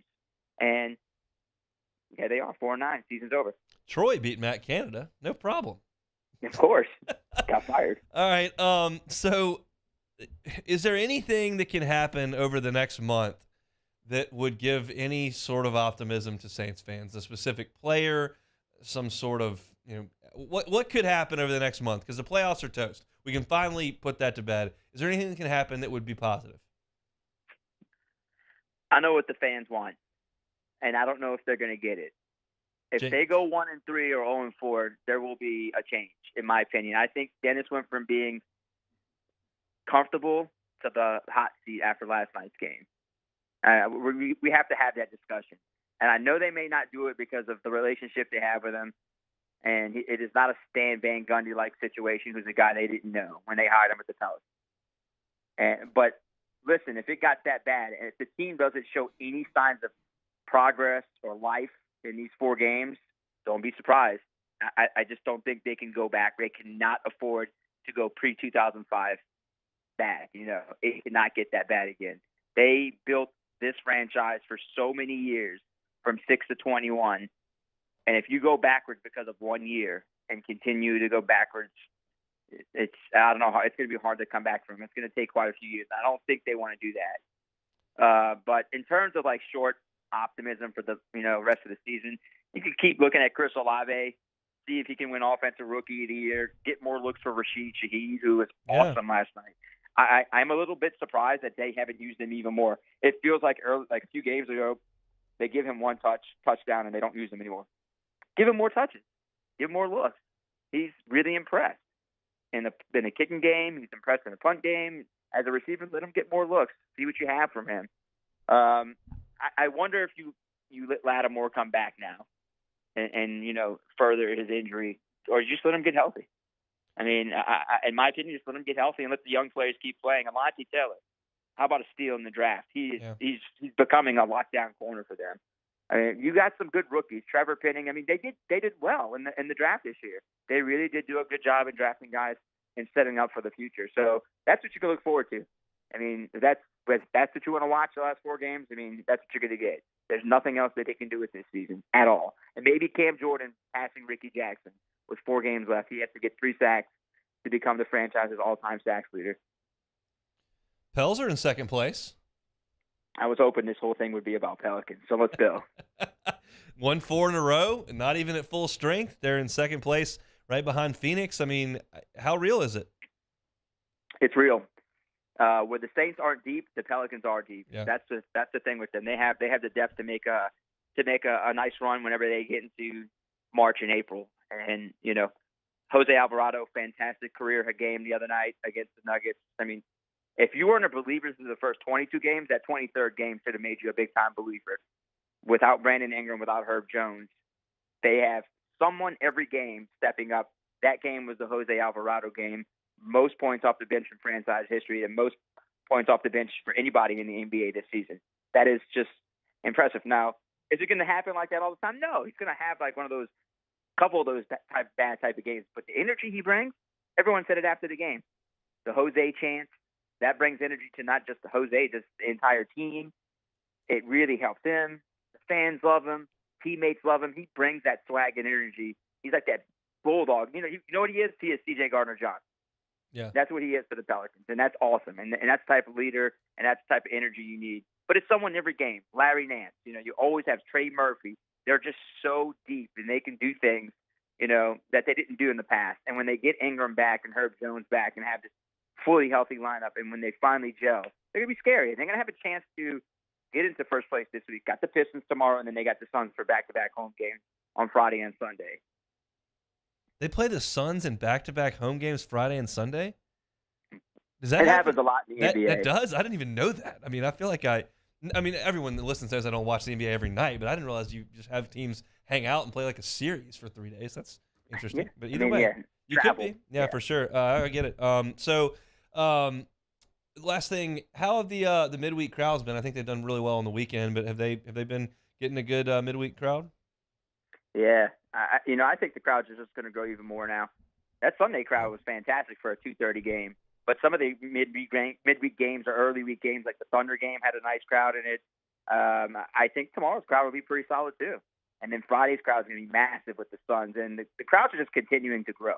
The fans are all bought in. I know we talk about this every week about the fans, but they continue to keep buying in and keep buying in. And you're seeing more and more fans show up, even if it's against a lower tier team in the Eastern Conference or Western Conference. The fans are there. They want to watch, man. They're invested. That's what winning does. That's what winning does with this franchise since they've been here in New Orleans. If you win, they come out. I mean, that's just as simple as that. It's not like the NFL. You only get 16 games and it's always packed for Saints games. This is something different. This is something different where you got to deal with 82 games, 41 at home, and you're getting a lot more fans now than you have seen in the previous 2 seasons. And it's just enjoyable, man. It's fun for the fans. It's fun for the city, man. You want a winner. Everyone's been pounding the desk, wanting, hey, we need the Pelicans to be good, and now the Pelicans are good with a chance to be great and contenders as the season moves along. Could be in first place at the end of the week. They're in second place in the Western Conference right now, and they are legit. They're doing it without some of their better players. So it should be interesting to follow here over the next few months. Sharif, thanks for the time, man. We'll do it next week. Anytime. Sharif Ishak, WDSU. We'll come back with Take It or Leave It and move on around. It's not Hunt and Hill. It's just the Hunt Palmer Show. I'll get used to it. This is Hunt Palmer. Mimosa handcrafted, this month's Champion of Louisiana, presented by LWCC. Mimosa handcrafted creates Louisiana local handcrafted jewelry designed to foster connection and generosity. Madeline Ellis is the founder, actually a landscape architect by trade, but turned to hobby, making jewelry into a career. She's always found solace and inspiration in the spirit of connection and the beauty of the land surrounding her.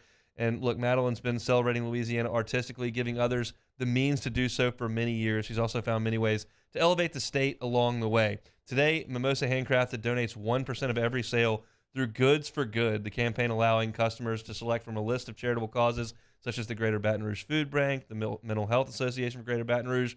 Mimosa Handcrafted helping the economy out and helping those less fortunate out as well. That's why Madeline Ellis and Mimosa Handcrafted are champions of Louisiana. If you know someone or some company, some nonprofit that is a champion of Louisiana, go to lwcc.com/champion, lwcc.com/champions, and nominate someone so that we can tell their story right here each and every day on 104.5 ESPN Baton Rouge.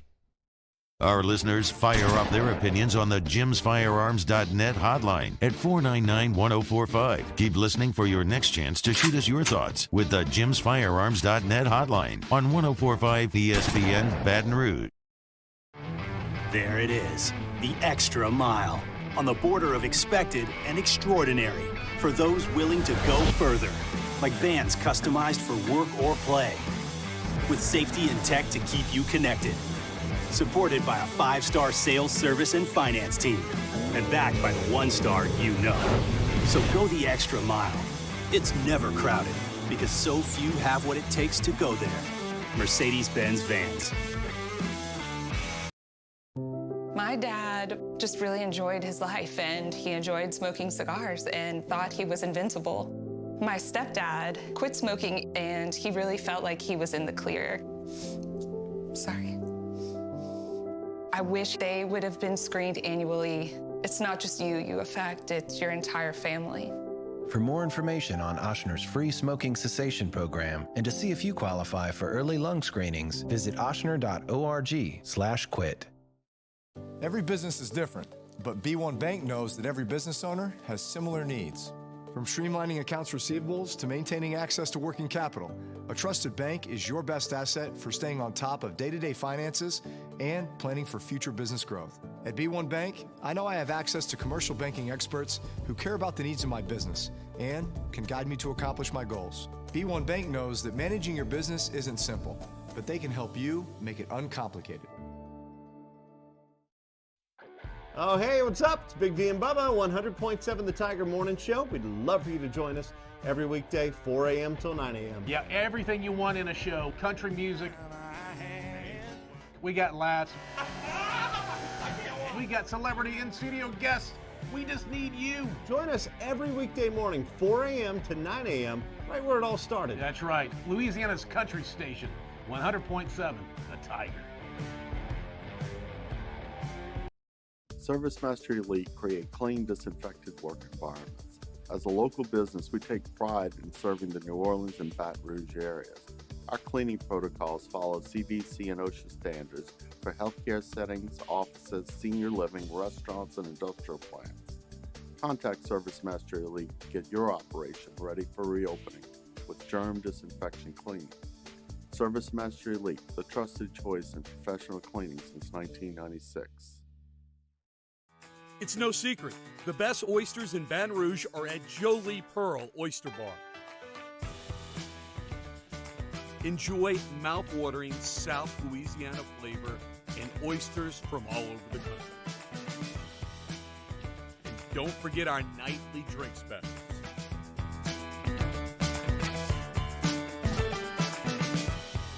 Jolie Pearl Oyster Bar, located in Jimmy out and Mike Delicano for the Tuesday evening edition of Game Time, presented by Bet Rivers. We're at Mike Anderson's on Lee, just off of Nicholson. That's Game Time, presented by Bet Rivers, 6 to 8 p.m. on 104.5 ESPN Baton Rouge.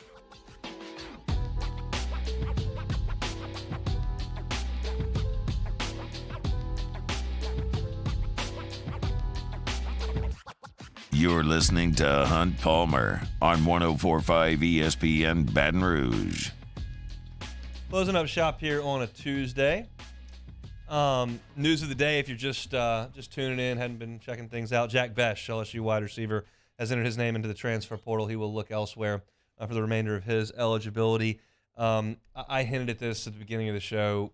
When Kayshawn announced he was coming back, you were going to see one or two of these from the wide receiver room. Just too much attention going to be paid to Kayshawn and some of the leading guys coming back next year. Just not enough throws to go around. So I think Jack has loved his time as LSU, played really hard for LSU, dealt with injuries all year long, but he'll look elsewhere. Can't blame him. Going to be a lot of production from guys like Kayshawn, Malik Neighbors, Brian Thomas, those types of guys. So wish Jack Bech all the best as he pursues opportunities elsewhere in the transfer portal. I keep refreshing Twitter every 2 seconds to see who's in. So far, LSU with 3 people into the transfer portal. So I think more will come, as I said in the first hour, and I think you just got to kind of deal with it this day and age in college football. LSU will take in quite a few as well. So let's finish up a Tuesday edition with some Take It or Leave It. All right, it's a shame that Taylor's mic isn't working for this first one, but we'll start off with Odell Beckham as he continues his tour of the NFL this weekend. And on Monday night, Mavericks fans chanted OBJ as he sat courtside with some of the Cowboys. Odell to the Cowboys, take it or leave it. Taking it, Taylor Sharp. Taylor's screaming leave it from the rooftops. Look, I don't know what he's doing. He's treating this like it's a college recruitment. He's taking official visits to the Giants. He's going to, and he's not like he's going to like work out or test. Nah, he comes, gets the recruiting pitch, heads out of town. Jerry Jones has some tickets right there courtside at the Mavs game, and it was him. I think it was Diggs was there, maybe Parsons as well. Quite a crew there with Odell at the Mavs game. So we'll see. I'll take it to the Cowboys. I think that would be interesting, but apparently Taylor Sharp is not interested in all that jazz. Arkansas linebacker Drew Sanders has decided to opt out of the Liberty Bowl and enter the NFL draft. The Sam Pittman era is slipping away. Take it or leave it. I might take this.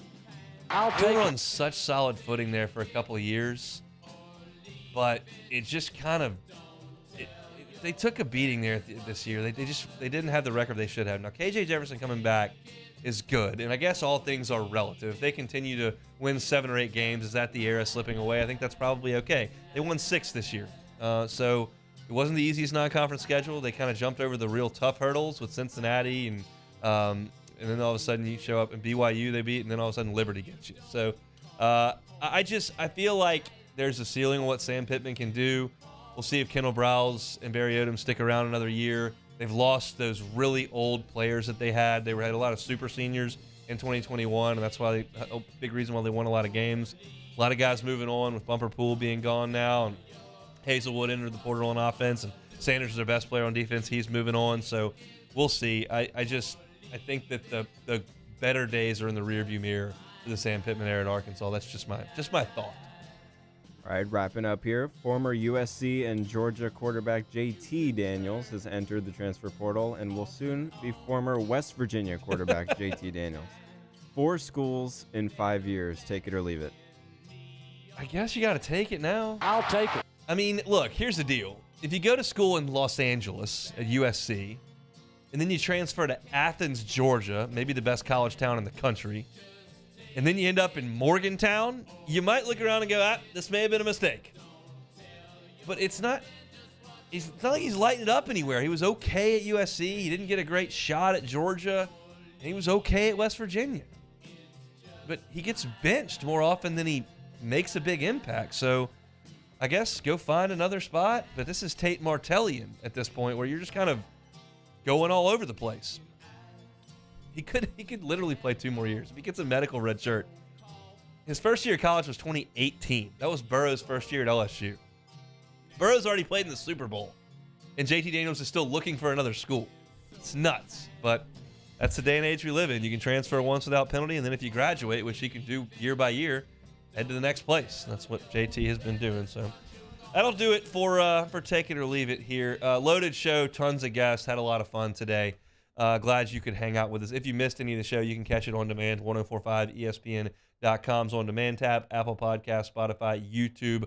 Everywhere you get your audio, we can find it. We always appreciate likes, subscriptions, ratings, reviews, all that. Very, very good. We opened the show with Saints Bucs talk. It was brutal.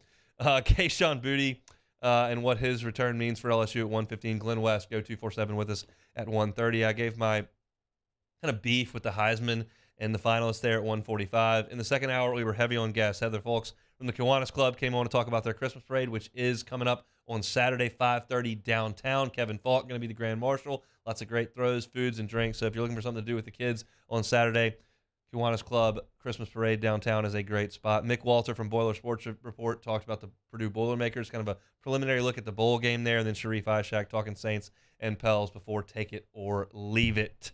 Tomorrow, got a loaded show. We're going to talk with J.D. Piquel, Matthew Bruni of On3. We're going to reach out to him, see if we can talk some basketball, and trying to reach out and get Katie George, who was on the call for 6 LSU games this year. She's back from London, so we're going to see if we can get Katie on tomorrow. Very much looking forward to that. Tonight, Plucker Sports Trivia, Nicholson location, 8:30. Come on out and hang. Looking very much forward to that as well. Jimmy Ott's Game Time, 6 to 8 this evening. Matt Moscona is coming up. He will drive you home on After Further Review. We will see you tomorrow. It's the Hunt Palmer Show, 104.5 ESPN Baton Rouge.